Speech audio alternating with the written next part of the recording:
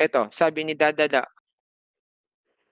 Fiscal EJ, pwede bang mag-hype ang isang attorney sa vlog niya ng alleged sex offense sa isang public official kahit hindi pa ito sure? Meron ba? Meron bang abogado na gumawa nito? Really? Bawal po 'yan kasi parang ano, parang hindi na abogado 'yan, parang nagmamarites na lang 'yan. 'Pag ganyan ang ginawa ha, I am not referring to a particular lawyer ha, baka may pinapatungkol dito si Dadada, but in general, bawal 'yan sa isang abogado na mangintriga.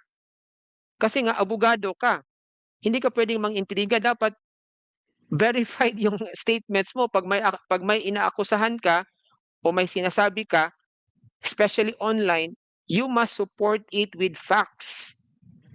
Pero kung nangiintriga ka lang, no, I don't think so. Fiscal, personally, how do you feel when you see lawyers who blatantly and willingly violate the CPRA guidelines for disbarment? Napapailing na lang po ako, Sir Comicsman, because they should not be doing that. First and foremost, abogado sila, and dapat yung pagiging abogado nila is a check na dapat, no? Dapat aware na sila na they should be careful in their accusations or in making statements na walang basehan.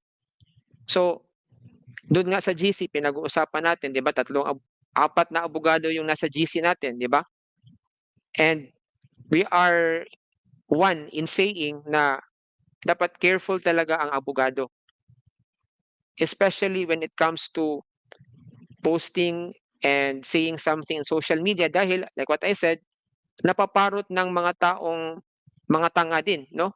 What if tanga yung nakadinig ng sinasabi mo, he or she will only parrot what you said, tapos the disinformation will spread like wildfire.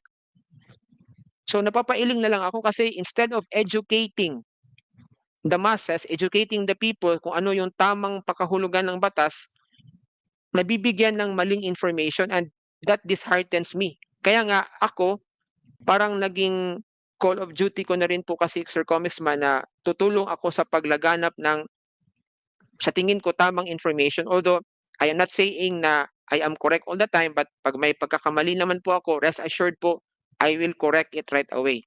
And it's nothing to be ashamed kung nagkamali ka, 'di ba? Kapag nagkamali yung interpretation mo, then you can just rectify the same. Walang problema 'yun.